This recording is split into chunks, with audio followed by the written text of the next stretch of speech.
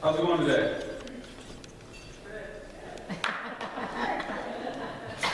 I know you guys were in Blizzard last night, Friday night, okay? So some of you had sleep this weekend. I have not had a whole lot of it. I walked around the house yesterday kind of a zombie. So it was a little rough. I'm going to clear this here so I can, it's right here. Sorry, I'm messing up all your stuff. It's all organized. So,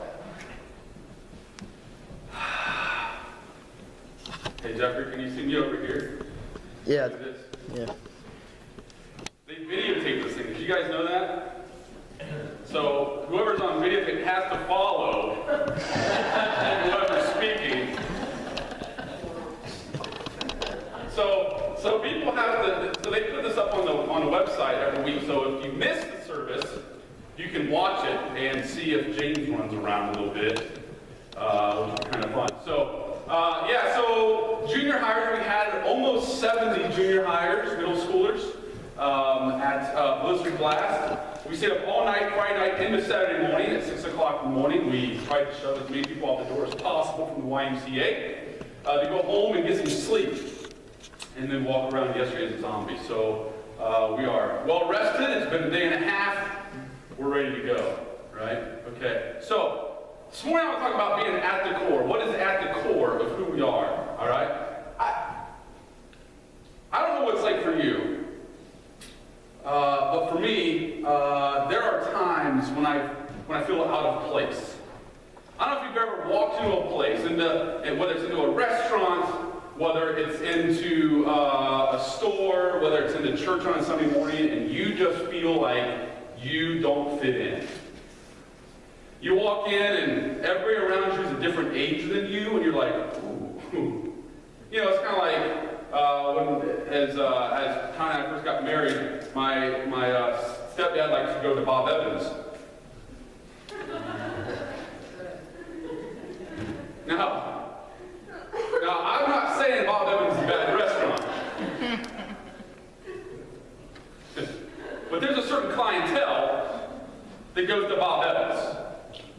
I don't know if you've recognized this, but as someone that was 20, I recognized when I went into Bob Evans, I lowered the age median by about 40 years, okay? And I was 20. So I'm just saying, there are places you walk in and you're like, this feels weird, right? So there are times I walk onto campus over here at William Penn and I'm like, this seems weird. It just seems strange, like I don't fit in. I go into chapel or I go speak at something or I go and play basketball on a Tuesday with some other guys and I'm like, I'm old now. I'm not sure when this happened. I don't run like these people anymore. They have energy. There's a lot of things that are different. But there are places I go sometimes I just don't fit in. I don't feel like I fit in. I feel like I'm out of place. You might be the person you feel like everywhere you go, you feel like you're part of everything. Right? I can tell you guys, like, yeah, that's me. I fit in everywhere I go. No, I see some of you wondering.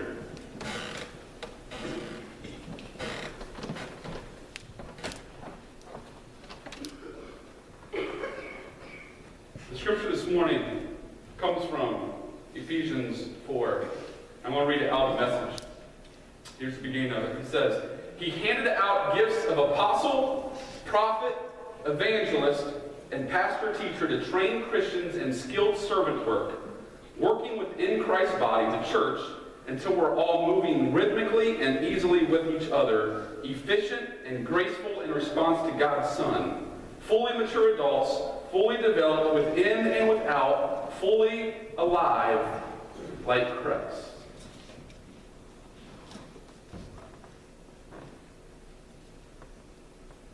I'm going to read that again. He handed out gifts of apostle, prophet, evangelist, and pastor-teacher to train Christians in skilled servant work, working within Christ's body, the church, until we're all moving rhythmically and easily with each other, efficient and graceful in response to God's Son, fully mature adults, fully developed within and without, fully alive like Christ. Sometimes we walk into places and we feel different because guess what? We are different. God made us different. He gave us different gifts. He gave us different ages. He gave us different places that we go. We feel like we fit in because that's where we belong. That's part of who we are. Or we go into places where we feel a little out of place because for some reason God didn't give us the gift or that time frame or that generation at that moment, so we feel just out of place, and that's okay. Because God made us different. He had us born in different times so we could have different ages and feel weird when we walk into Bob Evans, okay? That was on purpose. He gave us different personalities, so some of us are a little bit louder and some of us are a little bit quieter. He did that on purpose. Because if we were all loud, nobody would get a word in edgewise, right? Nobody would hear each other because nobody's listening. We all have a big mouth.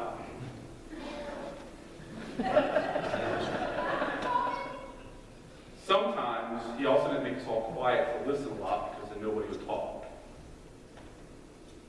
See, God made us different on purpose. And a lot of times we walk through life and we're so discouraged and so upset with other people because they're different than us. And man, that's the way God made them.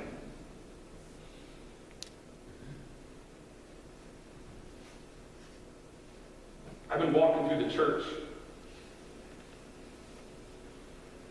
for several years, not knowing how I fit. I was a youth pastor for a few years, for 6 years, in 2 different churches. And as I left the professional ministry, you're getting paid to be a youth pastor or on staff at the church, I began to try to figure out how in the world do I fit into the church. I remember going to places and not knowing how I fit anymore. How do I fit into the church? Because I go in and I had certain gifts and talents that God had gave me, and I didn't know how I fit into those places. I knew God gifted me in a way, but I didn't really understand how that gifting worked in the local church without getting paid to do it, to be honest. I had people look at me like, why do you get to say those things? Why do you get to do that kind of stuff? Why do you think you get to have all this energy? Why? For some reason, I didn't fit in. Everywhere I went, for some reason, something was wrong. Maybe you walk into church and everything's good for you. But man, I struggled. I struggled mightily. How do I fit into the church? And it was painful at times. Because I didn't get it. I didn't get it. So for the last probably 10 years, even leading up to this job, and even in the beginning of this job, trying to figure out if you don't know, I'm the director of pastoring adults for the Iowa Obedience, about 35 plus churches. I get to have some sort of a hand, and I don't know how that really works real well in the Friends Church, where you have a hand, but you don't have a hand, and you're supposed to lead, but you're not allowed to lead, and there's all kinds of crazy stuff that happens in the Friends Church.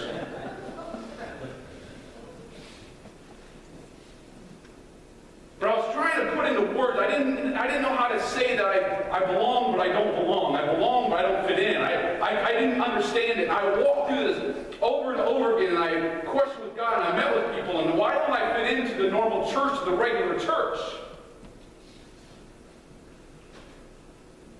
And about 6 months ago, I don't know about your email, I get loads and loads of email that I just have to, on my iPad, do this. I just swipe it and erase it. Just trash.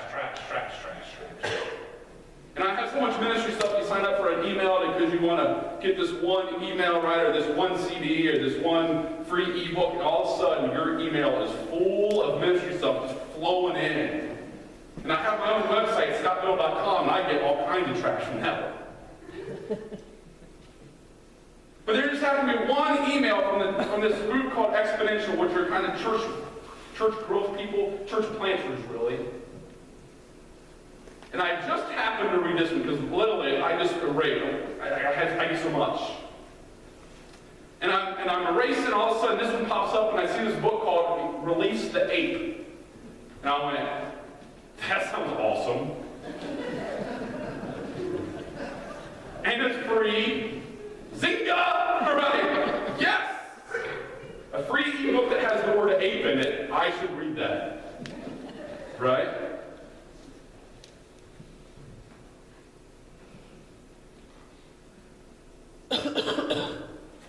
the ape. So I started reading, I picked it up, and the ape stands for this. And in Ephesians 4 there, it talks about fivefold gifts. Apostle, prophet, evangelist, shepherd, teacher. Apostle, prophet, evangelist, ape. Apostle, prophet, evangelist, ape. And then shepherd, teacher for apist. That's the way they said it, man. That's not, I didn't make that up. Did not make that up. That came from them. I'm sure. I didn't make that up. Ape. And I started reading it, and reading this book started putting words into my mouth so I could have a way to describe what I was thinking, what I've been thinking for the last 8 to 10 years. Trying to understand how God made me. He made me different, and that was okay. I had to figure out, how do I use the gifts that God gave me? And see, the thing is, I fit into those 3 categories more than I fit into the other 2. And the problem is this.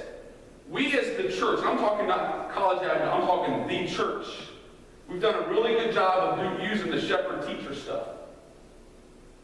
You know how I know? Because every Sunday morning, James gets up here and preaches. And this is where all the info comes from, is right here, or in our Sunday school classes. We go down and we have a Sunday school teacher, and we talk about the gift of teaching. And all of our information all comes from there. There's this effective way, and the church, what they decided was, when all of a sudden the church started booming and people were coming to Christ, it was just, people were flocking and trying, the best way is to find someone and to put them up as a teacher, to preach and to teach, because you could tell the masses. You could explain to everybody what the word was saying. You could do this in a big way, right? You could pack stadiums, and we do that now.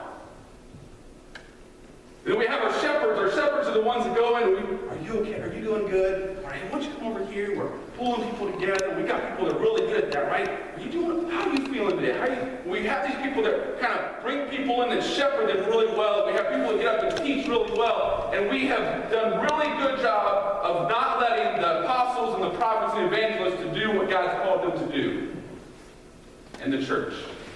They don't fit into the normal context of a Sunday morning, which is what all of our churches is involved with. This is what we do as a church, a Sunday morning. This is where all of our energy goes to.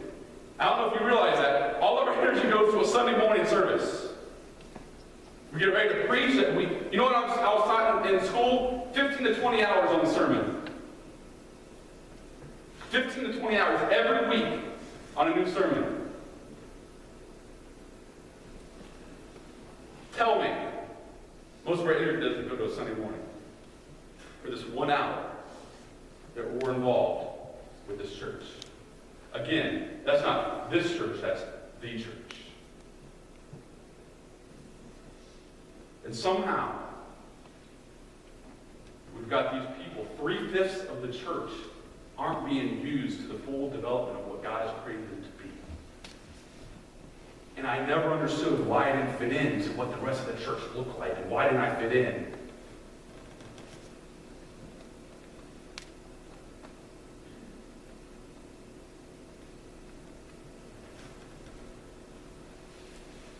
A few years ago, I took we got the spiritual gift test, and in ministry, you're always giving those to other people, and you're kind of taking them and doing that kind of stuff. And I remember one of the last couple I took, the word prophet came up. I went, I grew up in the Friends church. I don't know anything about a prophet. Okay? We don't talk about those in the Friends church. The Friends church is where I come from. You might talk about that all the time here. That wasn't talked about all the time when I was in the church. Now, I didn't understand what that meant. I didn't get that. So I had to start reading. So I started reading the prophets in the Bible, and I'm like, they keep dying everywhere. So I don't think I want this gift anymore. Can I give this back? Can I re-gift this to somebody? Maybe white elephant gift somewhere? Can we trade and stuff? I don't want to die, really. But then I started thinking about the ministry stuff where I died.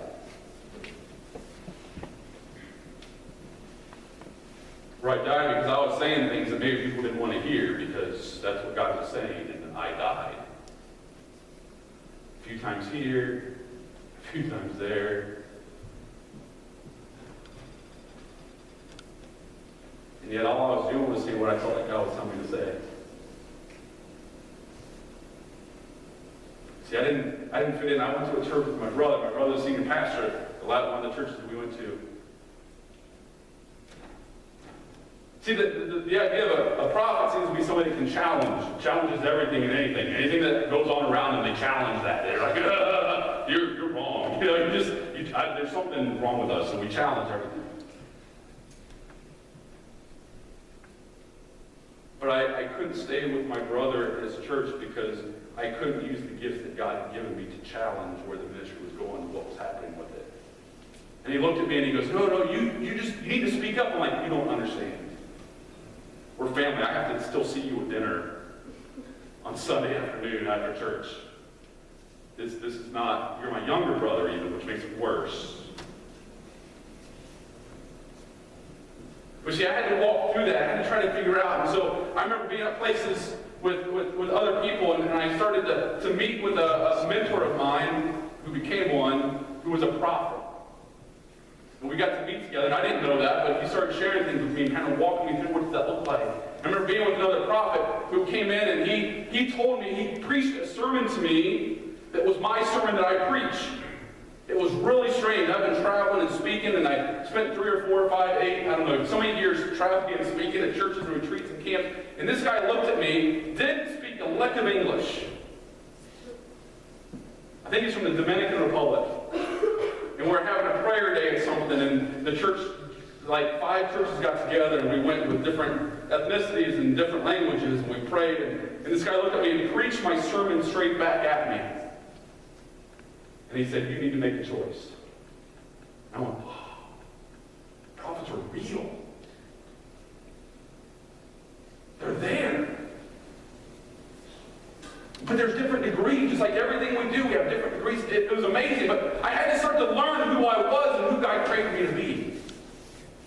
And I started reading this book. I've already moved on to the next thing, didn't even know. Okay. This is what Alan Hirsch says. Comes out of this book. He says, apostolic, prophetic, and evangelistic callings are the 3 primary responsible for popping open new mission and creating new communities, while the shepherds and teachers are the more stabilizing and deepening roles inside the body. I want to try that again. Apostolic, prophetic, and evangelistic callings are the 3 primary responsible for popping open new mission and creating new communities, while the shepherds and teachers are the more stabilizing and deepening roles inside the body. And yet we rely all on shepherds and teachers, which I'm telling you, this is what we need: shepherds and teachers. The church cannot continue without having shepherds and teachers. The church also cannot continue without the apostolic, prophetic, and evangelists. They're the ones that are out there bringing people in, so the shepherd and teachers have somebody to shepherd and someone to teach. And it's hard because our concept of church is a Sunday morning or a Wednesday night Bible study, and that's how we think of church. Or a Sunday school. That's our mindset. That's how we understand. Because that fits in the box that has been created for us before we even started doing this ministry stuff. And it's hard for me to get outside that box sometimes. Especially when I want to go up and just preach to somebody. I'm like, that's not always how it works, God, come on. Let me tell you a little bit about these 3. Apostolic. An apostolic, an apostle. You see, when I heard apostle, I seriously, in school, I'm pretty sure I was taught that they were all dead now. The apostles, to me, were the ones that were with Jesus. That's how I understood it. The apostles were with Jesus. So those who saw Jesus were then the apostles. But I read this: apostolic, to me, is an architect for mission, visionary, entrepreneur, reproducing and guarding of the gospel, obsessed with the sentness of every believer. Our missionaries, it's the Latin that goes back for apostolic, is other places because they had the sentness. They want to go out and take the gospel to people. We have people that are entrepreneurs, and they want to start new stuff. They want to get out, and they've got to figure out going to missionary. You know what you have to do when you go to be a missionary? You have to figure out what the culture's like, what they're like, how they speak, what they do, how to do missions to somebody that you don't understand. They have to figure it all out. They can start fresh and new and start something. Our entrepreneurs, they go start a business, and they have this idea, or they want to start this, we don't have anybody here. I mean, you're here. I was thinking, there are a couple people that go to the soup kitchen over in Atumwa. Somebody had to have a vision, have this apostolic new idea to say, I'm going to give this everything I've got, and I have to find out how I'm going to get this place, and how am I going to get it up and running, how am I going to get volunteers here. And they had to be some sort of an apostolic person to come up with this brand new idea and start it, and go and get it done. This mango tree, I got to go to the one, took the family to the one in Pella. Awesome. It was awesome to go in and see how all this money, people that are working aren't getting paid. They're there for missions. So this money comes in. It might help them get to go to Africa. It might help them to get to go to Haiti. It might help them to go and do a mission trip somewhere. But it is to further the kingdom of God. Somebody came up with that. That was an apostolic person come up with this brand new idea, this thought. Let's get this done. Prophetic, justice-minded, challenges the status quo and keeps us faithful to God. Challenges, man, that fits me to a T. Because one of the things that God's called me, and I probably shouldn't, one of the things God's called me to do is to challenge. Challenge the status quo, challenge the church, challenge the people, challenge where are we going, why are we doing this, okay, we're talking about this why are we talking about this, where are we going? How are we going to get there? Let's go. And someone can give me an answer. For some reason I feel like I'm always the devil's advocate. I don't know what that is, but it's just like,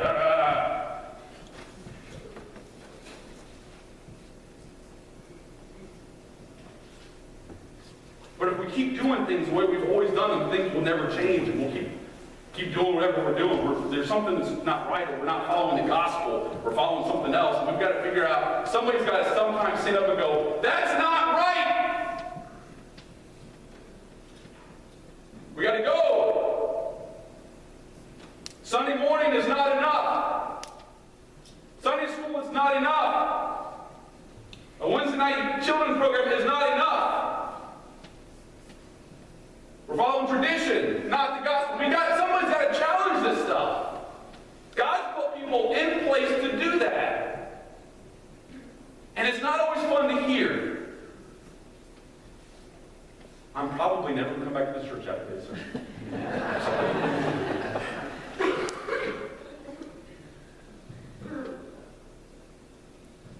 I'll be honest, me going around and preaching sometimes, even going to other churches as I work for the yearly meeting is, am I going to have a job at the end of this year or next week? Because what if God tells me to say something, I say it, and people are like, start raising pitchforks, and I don't know what to do then. Then I have to run out the door and try to keep no holes in my body, right? The evangelist, the linchpin of the church, recruiter, obsessed with conversion, great at explaining the gospel to people not following Jesus. You know what evangelists really don't like? Sitting here on a Sunday morning and having another Bible study. Hey, let's get together. We're going to do another Bible study. And the evangelist goes, no! I want to be down at the gas station telling people about Jesus. I want to be down at the coffee shop telling people about Jesus. I want to go to the hardware store, go in and buy a filter and tell people about Jesus. I want to be out there. I don't want another Bible study. I don't want to sit in another chair and have somebody teach me. I want to go out and tell people about Jesus.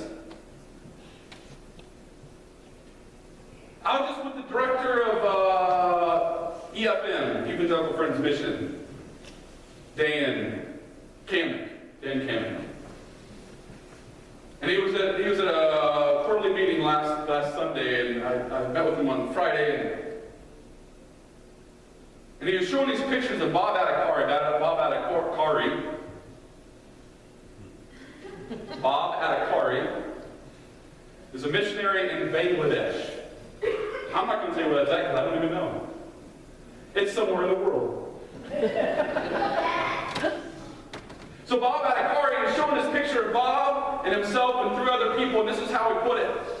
He said, this is Bob and me and some evangelists that went out to the towns. And I went, I wanted to raise my hand and go, can you tell us about the evangelists?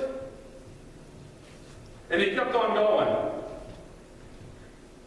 And he went to another slide at the very end, and he showed another picture of a bunch of people tried to pack into a room, and there were just people everywhere. And he said, these are our pastors and our evangelists. And I went, I want to raise my hand. Can you tell us about the evangelists? Because you see, he wasn't sending the pastors out to different towns to tell them about Jesus. He was sending the evangelists out to tell people about Jesus. Because they have to do stuff to restrain themselves from going out and telling people about Jesus. But we don't take people that have the gift and cannot keep it in any longer to go out and tell people about Jesus. That's what God's gifted them to do. And we say, no.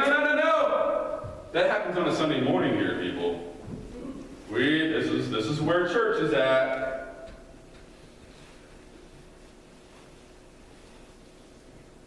It's getting a little warm in here.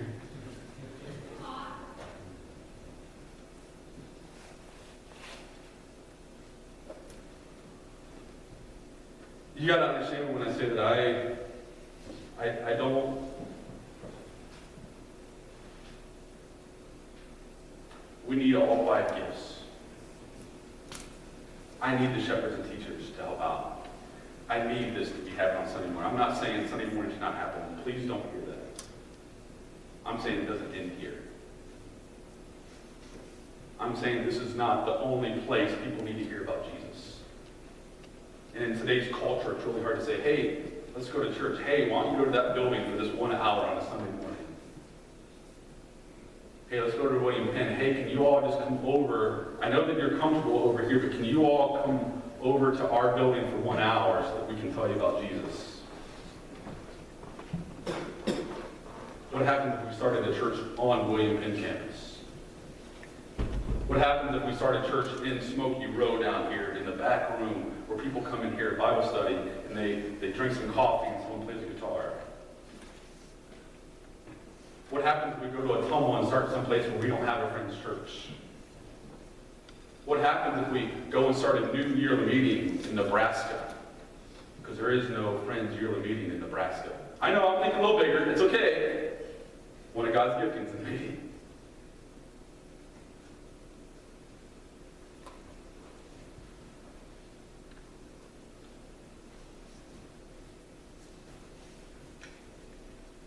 The shepherd is loving, caring. They bring people together. They kind of herd people in. The teacher can dive into deep and make hard stuff easy. James, somehow he digs into some of that stuff, and I don't even, like, if I were to go read the encyclopedia, what he's saying, I wouldn't understand a word he was saying, or the encyclopedia. Somehow I can get up here and make that stuff and talk about movies and go, oh, fits into The Hobbit. I'm good now. I get it. Right? He can relate to something I can understand because my brain isn't that big, and so I just have to, my brain's about that big, and his is the size of that organ, and somehow he makes the hard stuff easier to understand. We need people like that.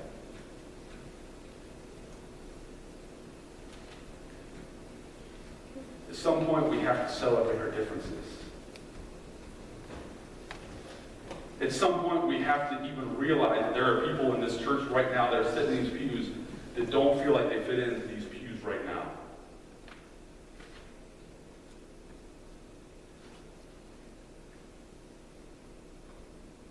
And maybe you're sitting there thinking, I'm that person.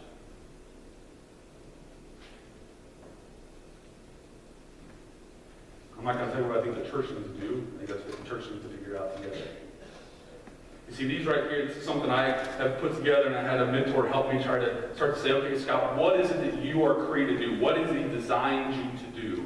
And this is what he's called me to do. He's called me to challenge. Just challenge the status quo, to challenge people, to challenge churches, to challenge the norms. That's who God's called me to be.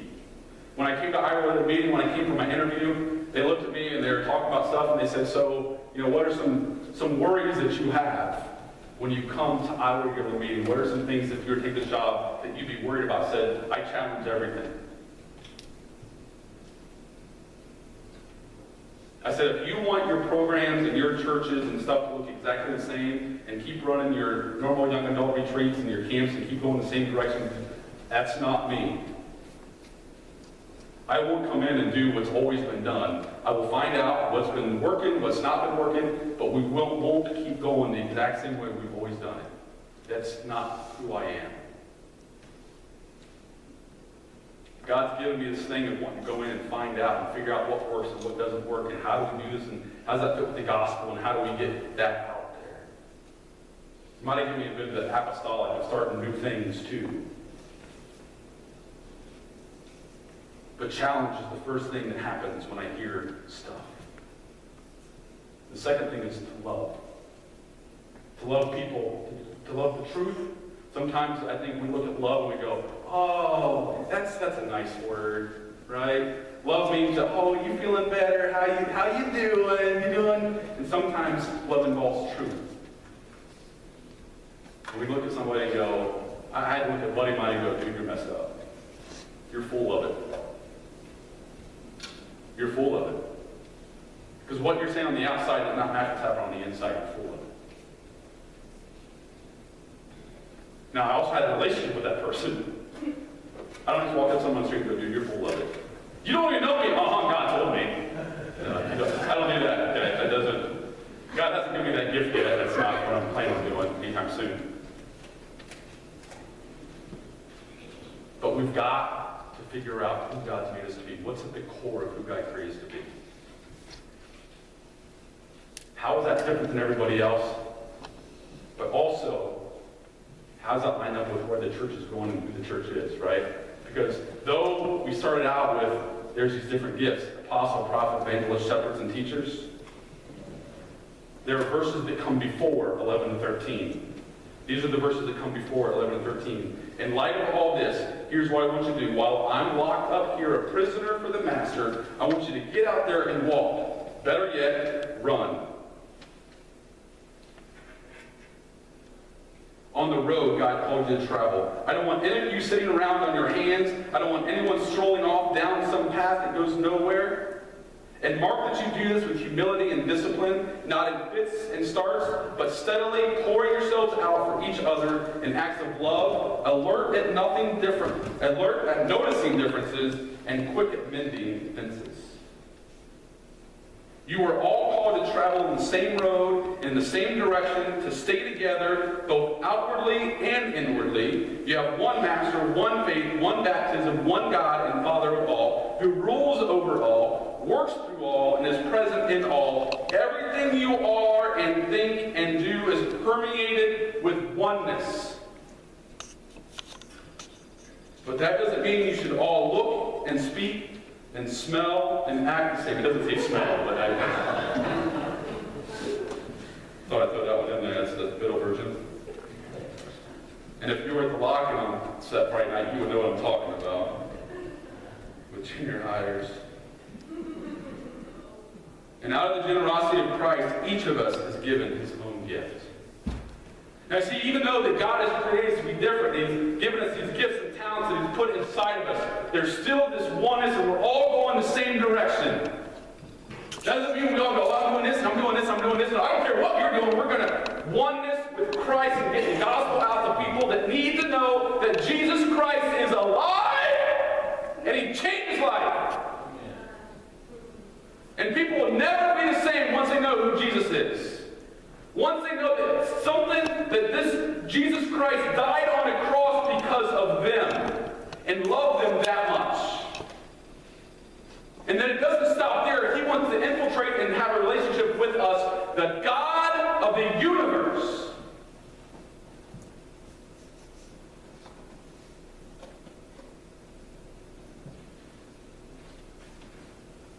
Because we're all going the same direction. We want to grow the kingdom of God, the kingdom of Christ.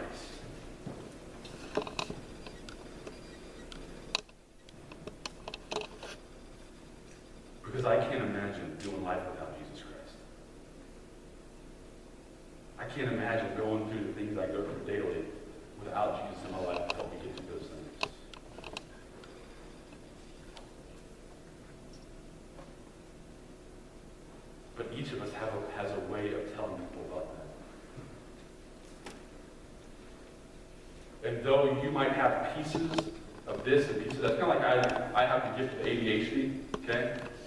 So that some people don't look at it as a gift, I look at it as a gift. And I have people say, well, there are times I have problems concentrating, or there are times I have this thing where I go wild on the inside, I don't know what to do, and I yell out for no reason. You see, everybody has little pieces of ADHD, ADD. There's something in there in everybody. Some of us are just gifted to have it all at once. All in the same brain and all in the same personality. It's awesome, but not everybody has that gift, right? But we have to learn to harness that power of that. We have to learn to harness how to use the giftedness that God has given us. You know why I probably died on a couple of those hills and a couple of ministries? Because I did something stupid. Because I said something in a dumb way or acted it out in a dumb way, even though God was giving the message, I didn't know how to give it, maybe.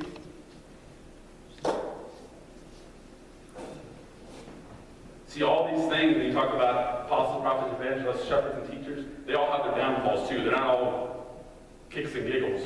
I don't know what that means. It's not like they're all awesome. You see, all of them have something where you have got to figure it out, or else you're going to go crazy. The apostolic people, you know what? They can start something. They can start 5 new things every single day because they always have ideas popping in their minds. Oh, we can do this. Oh, we can do this. We can do this. Trust me, I know. We can do this. We can do this. We can do this. We've got to figure out how to harness that because we all know that we can't start 5 things every single day and everything be successful. We know evangelists, they need to hear the preaching and teaching to people. They need to be in the gospel. They can't always be out. We know the prophets need to be listening to other prophets as well and have the same teachings. And be reared in and make sure that they are lining up with what the gospel is saying as well.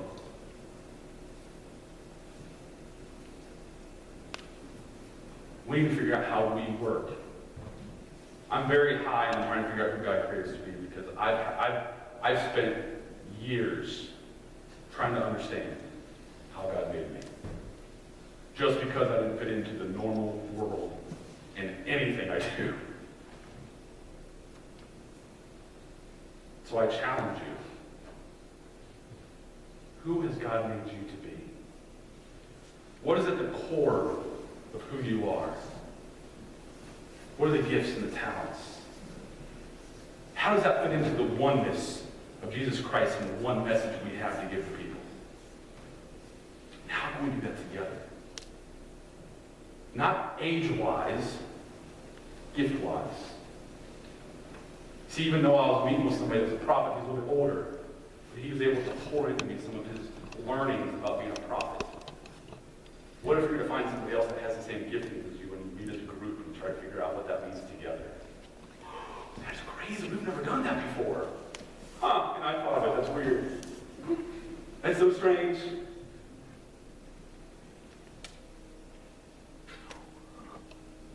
Because I'm still trying to figure out who I am. There are still pieces I'm going, okay, well that fits, that doesn't fit.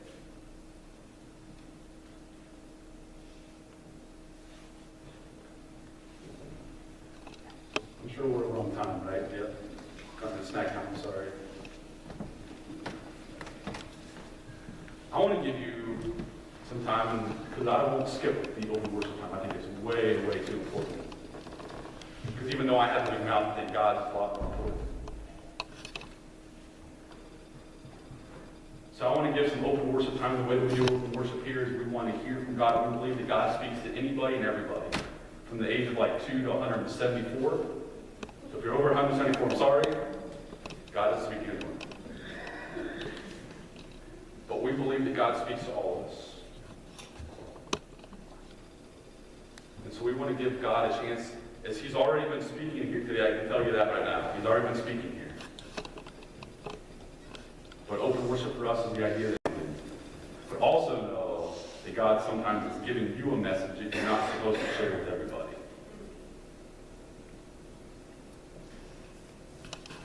And if you feel like God's got a message for you to share with everybody, please stand up and a microphone will be brought to you.